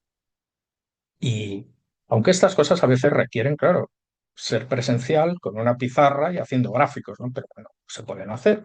Entonces hay que adaptarlo como podemos, pero que medianamente queden los conceptos un poco claros y luego cada uno investigue, por supuesto, no tienen por qué pensar que lo que yo digo es correcto. Busquen y maticen, porque como se aprende es dudando. Si no dudamos, no aprendemos. Si todo lo que nos dicen nos lo creemos directamente, no aprendemos. Ahora, si dudas, apuntas y dices, bueno, ahora voy a ver esto que dijo, sacas tus conclusiones, ahí aprendes. Eso es un método infalible para, para que nos quede en la memoria lo que aprendemos. Y luego, según el método que tenga cada uno de estudio, pero la base y el fundamento de aprender sería dudar siempre.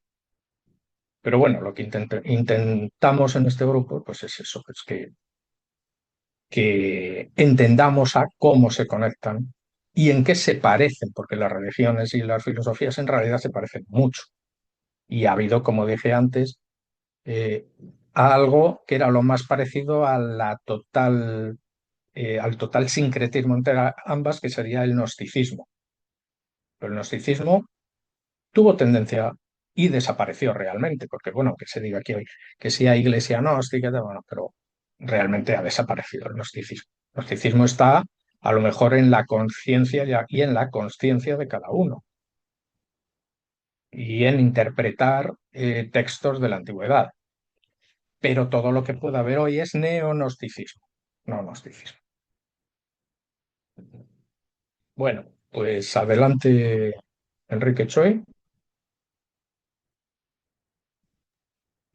Mi pregunta va orientada más que todo a una parte de la demostración, ¿no? ¿Cómo se puede demostrar todas esas verdades, digamos, ¿no? De la parte suprema de Dios, de todo eso, porque, digamos, la mente del hombre, digamos, tiene una limitación, digamos, ¿no? Pero esa parte, digamos, cuando en los Vedas, por ejemplo, dice Aham Brahmasmi, ¿no? Soy el Brahman supremo. ¿Cómo la teosofía o la ciencia puede, digamos, abstraerse y demostrar, digamos, en un nivel de, digamos, de igualdad, digamos, ¿no? Y afirmar esas definiciones? Demostrar, ¿te refieres a demostrar la existencia de Dios? Claro, porque mira, en los Vedas, ellos tenían Sí, un sí. método que se llamaba manana. Entonces, a través de un proceso, digamos, de meditación trascendental, ellos escalaban hasta el Atma, ¿no? Entonces, por igualdad, ¿no? Atma conoce Atma, ¿no? Entonces, ahí había recién una demostración a través, digamos, de una experiencia mística, ¿no? No sé si hay otro método, o como la ciencia, o se puede demostrar eso, ¿no? A ver, una creencia religiosa, creer en Dios es un dogma de fe, punto número uno. Eso es indispensable, es dogma de fe. No puedes demostrarlo, no se puede demostrar a Dios. ¿Qué es lo que yo creo que se puede hacer para conocer a Dios? No para demostrar que existe, es experimentarlo en ti. Yo creo que a Dios no lo busques, experiméntalo en ti. Eso es lo que dice la Cábala. No busques a Dios, búscalo en ti, experiméntalo. También lo decía San Pablo. ¿Cómo? Allá eso es la conciencia y la conciencia que tenga cada uno. Aquí van las cosas separadas. Primero tienes que tomar conciencia. Yo en eso creo, como dijo eh, Aristóteles. ¿Por qué? ¿Para qué? ¿Dónde? ¿Cuándo? Todas las preguntas que me hacer, me hago y eso me da conciencia. Y entonces cuando tengo conciencia puedo elevarme a experimentar a Dios en mí. Y entonces me aparece la conciencia, que la conciencia al fin y al cabo es la que juzga mi conciencia, pero desde fuera, imparcialmente. Ese es el acto de justicia. Y eso es lo que te hace aprender y decir, este es Dios o no es Dios. Lo experimento en mí. Pero decir, a lo mejor, o pensar, yo creo que es imposible mediante transformaciones, por ejemplo, por rituales. Por rituales, un ritual no deja de ser simbólico, simbólico.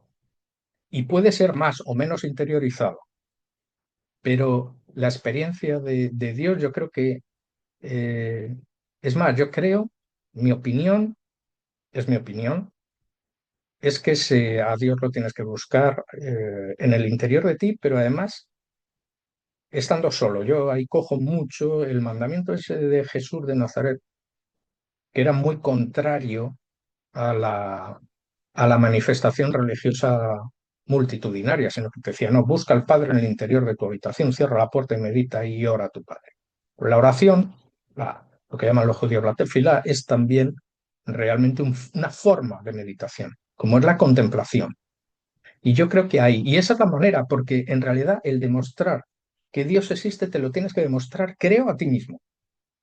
Y lo crees tú, porque al final las creencias son únicas e intransferibles en cada persona. Entonces, si tú crees, joder, esa fe que tienes, ya te has demostrado que existe.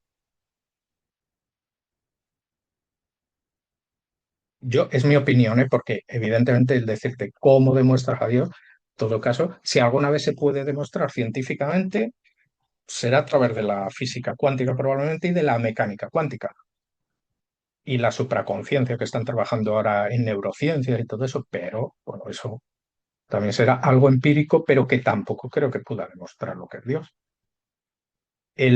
Como digo siempre, el compás, el gran geómetra que hace los círculos y va moviendo y creando, se ven sus círculos, pero el agujerito de la aguja del compás no se ve.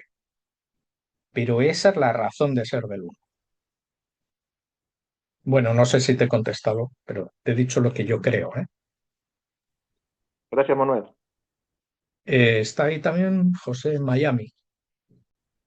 Perdón porque me Adelante. demoré en llegar aquí. No pude participar desde el principio, solamente el final. Pero yo creo que es necesario aprender a analizar toda información que nos llegue por cualquier vía para poder entresacar de ella qué es lo mejor y lo que más podemos aplicar después para la vida diaria. Y, y entre esas cosas que he ido aprendiendo en los últimos tiempos es que no nos pueden dar una vida fácil, porque si no, no tiene valor. Cuando se nos presentan las dificultades, cuando nosotros tratamos de entenderlas y nos crecemos al tratar de vencer las dificultades. Hablaste de que hace unos instantes, de que supongamos que Dios puso distintas razas en cada continente.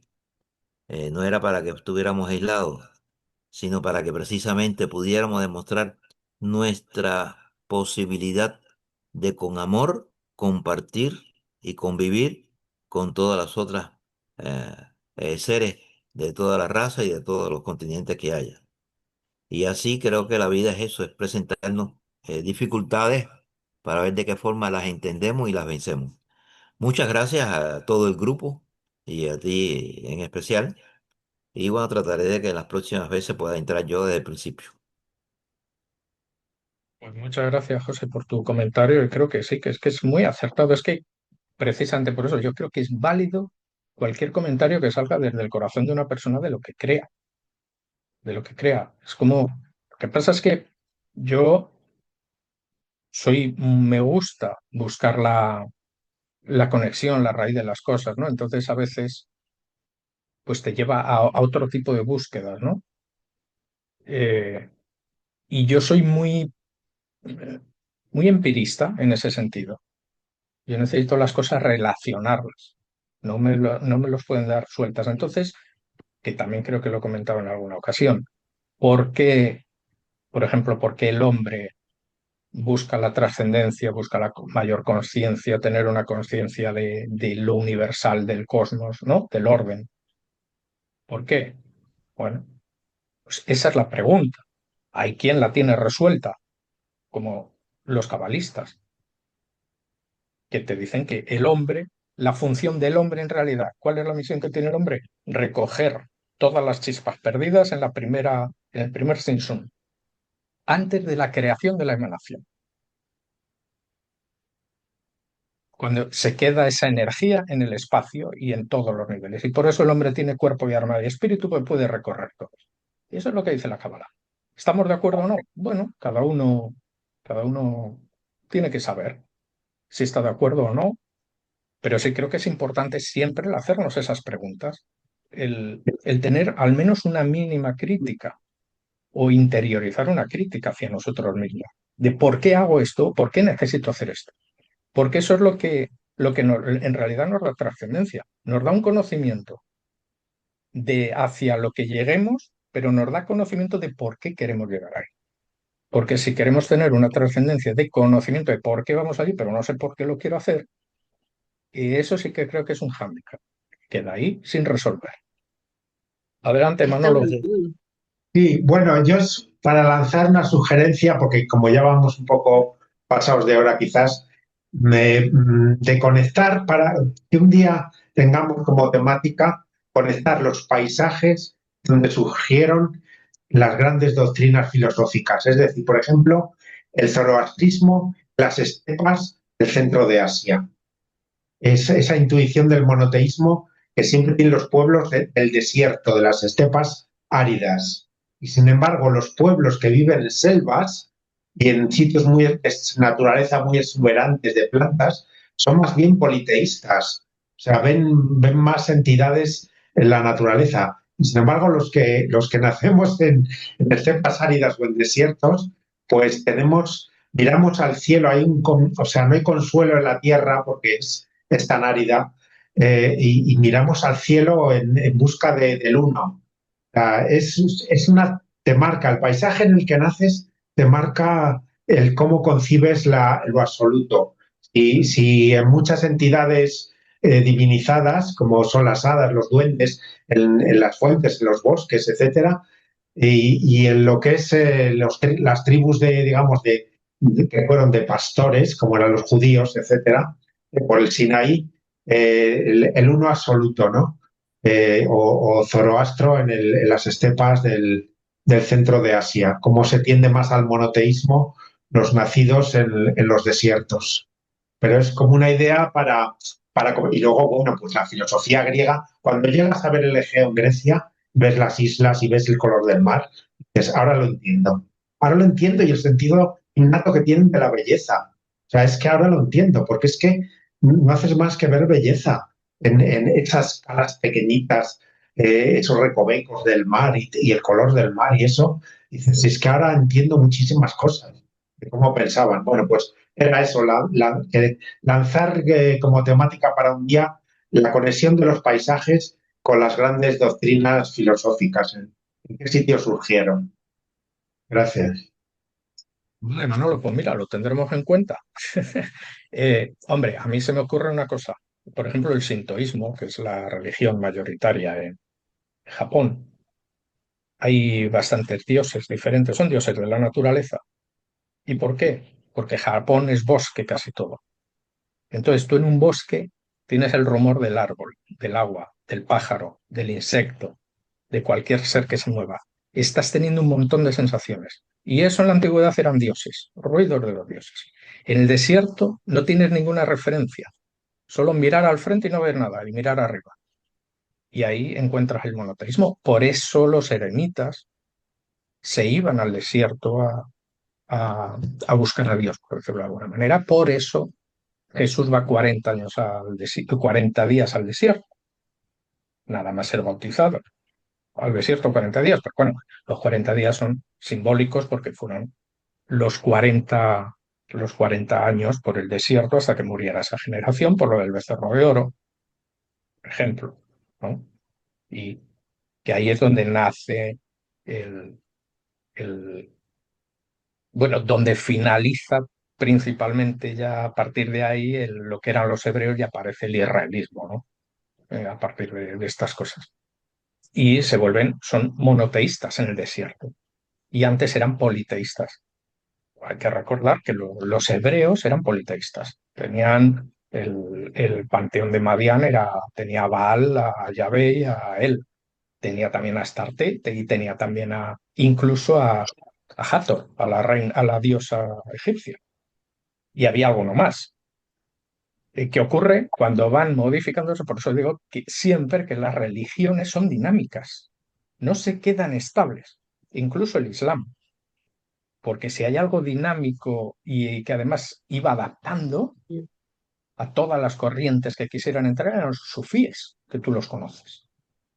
El sufismo era muy acogedor y en cambio el salafismo no es acogedor. O el drusismo, los drusos no son acogedores. O sea, cada uno tiene una corriente de tendencia que viene del Islam, igual, por ejemplo, ¿no? Entonces esto ocurre lo mismo en las religiones. Si tienes muchas referencias para ver y escuchar, vas a crear muchos dioses. Por eso los antiguos del norte de Europa buscaban los sitios donde se abría por arriba la arboleda. Podían ver la bóveda celeste, ¿no? Porque necesitaban tener a la bóveda celeste. Pero bueno, era otro tipo de interpretaciones que luego además influyen mucho en el sur de Europa. Ese tipo, y en todo el Mediterráneo. Influye mucho. Pero bueno, son interpretaciones de los antiguos que la verdad es que a mí me parecen muy bonitas de estudiarlo porque eso es la cultura, precisamente, de dónde es la raíz de dónde venimos y qué somos. Esa es la raíz real. Bueno, sí, adelante, Chuy, Yo lo que sí, quería, o si te Emil. parece, Pero, Manuel, lo podemos invitar a Manolo, que ese trabajo que a él tanto le gustó, y yo sé que él es muy capaz de poder hacerlo. Me parece que nos enriquece a todos que todas nos compartan algo. No sé si querés, Manolo, no sé qué te parece, Manuel, Es que no te entiendo. pero El trabajo, ¿quieres decir que sea yo el que recopile material de esto del que tú... vos tenés muchísimos material de eso, Manolo, entonces sería muy interesante, me parece. ¿Qué te parece, Manuel? dices? Sí, Pero, vale, vale. a mí perfecto, yo me he hecho muy colega de Manolo. Colaboramos Claro, mucho, hablamos mucho. Por supuesto, por supuesto. De hecho, bueno, hoy el neoplatonismo lo hemos metido por él, que quería la relación del neoplatonismo con el sufismo, con tal, bueno, pues claro, le íbamos a meterlo solo con los sufís y hacer un monográfico, le vamos a abrirlo, ¿no? Que es el resto de religiones, pero un poco ha venido porque lo sugirió él y me parece una buena sugerencia los usos y costumbres de las religiones, de por qué hay una creencia politeísta y un panteón, o sea, un panteón politeísta y un monoteísmo. Creo Vale. que sí, claro que sí. Es muy interesante. Pero me dais un mes, por favor, porque yo soy lento. sí, no Sí, hay no, tranquilo, tú problema. la vas preparando, yo mientras sigo escalonadamente con lo que estamos y cuando lo tengas lo Vale, programamos para otro. Sí. vale. Chuy, gracias, gracias. No, pues nada más agradecer a todos y hacer hincapié que este chat o este Zoom lo inició Emilce, por ahí por azares de unas confusiones y elucubraciones que se emitieron a mí. eh, y metí mi cuchara en cuestión del Zoom. Prometo de darle todo el crédito a Emilce, que ella es la creadora de este grupo. Y pues nada, o sea, seguir esperando que ahora sí siga, como ustedes digan, o que diga Emilce, dónde ella va a mandar los recordatorios, que cuándo va a ser, y con qué Zoom se va a realizar este evento. Y agradecer a todos por haber estado aquí, y a ti, Manuel, que pues siempre, a ti, Manuel, y a Manolo, que siempre nos dan datos y informes de esto que, pues te digo, a lo mejor por ahí en alguna ocasión lo leímos, pero como nos lo explican ustedes ahora sí, como diríamos, con palitos y con plastilinas, eh, lo, lo, este, lo captamos mejor. Pero ese era mi comentario, Manuel. Y muchas gracias, Chuy. Ya sabes, bueno, además no sería posible el estudio este si no estuvierais vosotros, no tendría sentido. O sea que lo que sí quiero es que empecéis a participar más, que toméis más la palabra, pues como ha hecho José Miami. Sí, Sí, José José. Miami pone ahí. Sí, sí. Tú, Manolo, Emilce, hay que animarse, Pilar, que animarse. nos Y lo que proporcionó, haya dudas, si hay dudas, preguntarlas, si hay dudas de algo. O intentar, como a veces me pasa a mí, ¿no? Que me intentan siempre poner buscándome las vueltas, ¿no? A ver si me pueden buscar la contradicción. Eso es bueno también, porque eso me estimula a mí también, el que me intenten buscar la contradicción. Adelante, Dani. Dani, Bueno, ante todo, gracias Manuel, tú sabes que estaba en espera de esto. No soy muy Gracias. filosófico, ¿verdad? No, pero solamente una breve pregunta es, no mencionaste en sí en nombre al hinduismo, ¿no? El hinduismo ni el budismo, pero sí te referiste a ciertos textos de ellos. ¿Me puedes decir por qué? los del neoplatonismo. Porque el budismo por ejemplo, el taoísmo, el budismo, el sintoísmo, son religiones más orientalistas. No entran dentro del tema indoeuropeo. El tema indoeuropeo va de la India al resto de Europa. Toda la estepa, lo que es todo Rusia, todos los Urales, todo Mongolia, incluso, pero no China. Entonces es algo que no es mi especialidad. Yo soy arqueólogo, asiriólogo. Es decir, conozco el tema de asiriología, el tema de Mesopotamia. Y puedo extenderme a eh, a la arqueología clásica, clásica antigua, y puedo extenderme hacia Valle del Indo. Pero no puedo meterme en el budismo porque lo desconozco. Puedo a grandes rasgos explicar qué es el budismo, como puedo explicar qué es el sintoísmo, pero a grandes rasgos. No puedo penetrar totalmente y dar explicaciones luego al final. Porque yo suelo tener respuestas para lo que yo digo, para lo que yo propongo. Nunca digo nada que no tenga bien preparado. Pero en otros temas te puedo dar mi opinión, pero no puedo meterme mucho. Entonces, si yo me meto en el budismo, tendría que hacer un trabajo muy a fondo de meterme en el budismo y tampoco tengo ese tiempo. Tengo que llevar de la línea más de hasta todo lo que coge los indoiranios, que van hacia esa parte, y los indoeuropeos, que al final eran la misma raya. Entonces, de ahí sí, pero sí te digo que tiene muchas particularidades parecidas el budismo y el taoísmo también con la filosofía arcana o antigua griega.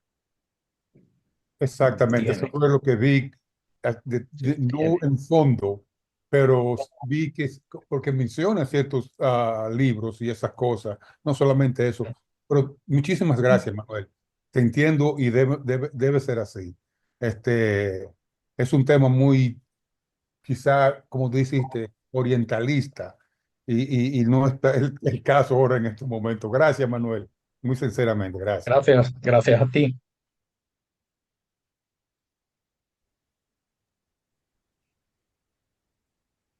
Nada más para comentarte, Manuel, para la próxima reunión, si ya tienes algo específico que nos compartirías, para igual, pues para ir, así como tú dices, ir leyendo un poquito y que pues no nos agarre fuera de base, que aunque de favor nos has mandado la guía, vamos a llamarle así, de lo que vas a hablar, pero sí nos gustaría para ir pues, empapándonos un poquito y poder ahora sí participar, espero participar más, ya pues, con un contexto ya más establecido, ¿no?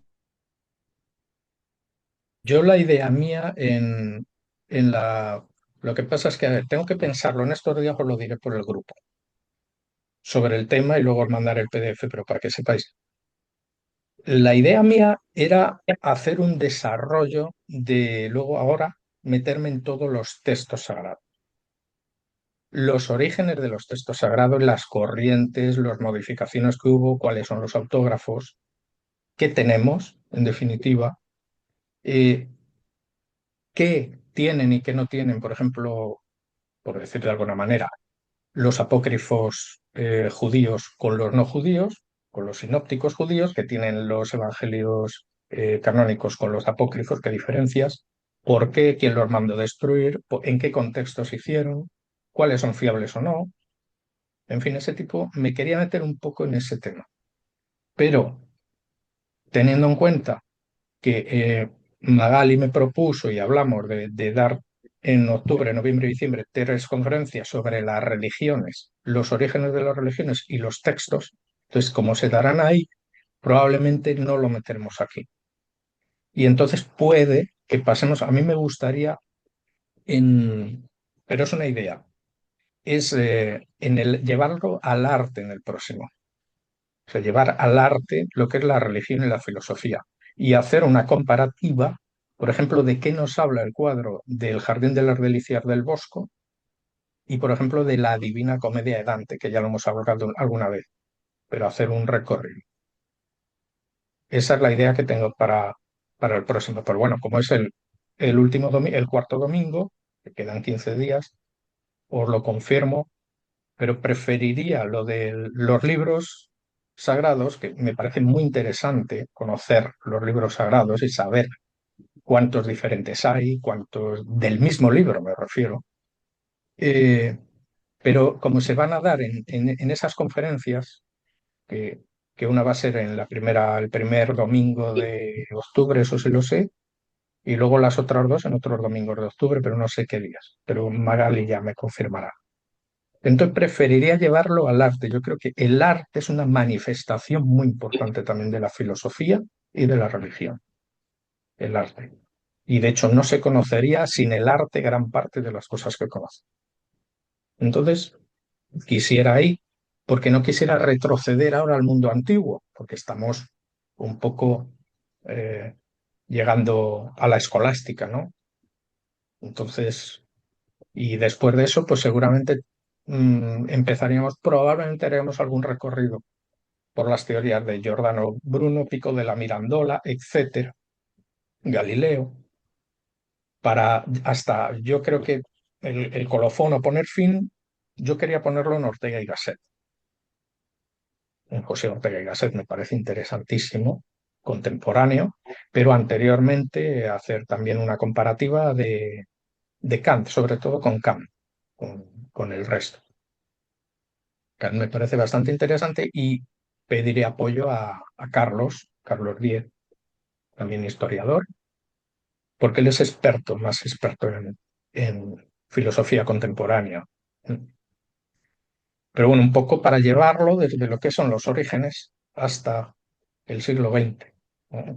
Con José Ortega y Gasset y la visión que tenía él en la rebelión de las masas o en la España invertebrada, ¿no? En esas obras, eran muy importantes. Y un poco quiero ir por ahí, meter un poco, como digo, arte y la religión y la filosofía en el arte, arte entendiendo arte por literatura y pintura. Literatura y pintura. Una explicación, el cuadro del Bosco, por ejemplo, es muy interesante para verlo qué significa, el significado concreto de cada cosa. ¿Qué se ha hecho? Ese cuadro está repintado y está borrado alguna cosa y hay cosas pintadas encima. Entonces, se ha sometido a rayos X y tal. Sí. Podemos analizar eso y yo creo que va a ser interesante. Y luego, entre medias, lo que propone mi querido Manolo Muñiz, que es altamente interesante. Yo no había caído en ello, pero es que cualquier aportación por eso yo creo que además ha sido una idea que diga Emilce, prepáralo lo que tardes y lo das también porque es muy interesante, muy interesante. Y bueno, yo por mi Manuel, parte, pues poner el perdón, granito de arena que pueda y ya está. Sí, dime, Emilce. cuando hable de los cuadros, me gustaría el de William Blake, porque siempre el señor, el anciano de Dios, eh, lo decía Martín Leiderman, que hablaba del logos, que significaba el logos, porque es toda la oscuridad. Entonces, si vos podés hacer algo sobre ese tema, me parecería también importante. No sé si se Bueno, tú puede. mándamelo, miramos el El tiempo y nombre. tal que tenemos y Sí, todo. sí, sí, sí. Mándamelo para que no se me olvide, porque si no se me va a olvidar. Mándamelo por Bueno, bueno. WhatsApp. Y damos por finalizado, así no lo cansamos tanto a Manuel y nosotros también podemos estudiar otras. Hay otros estudios después, otros dos más. Y yo me iría, si alguien más no tiene nada que decir, dos frases que me dijiste tan importante hoy. Una persona sin ética no puede amar.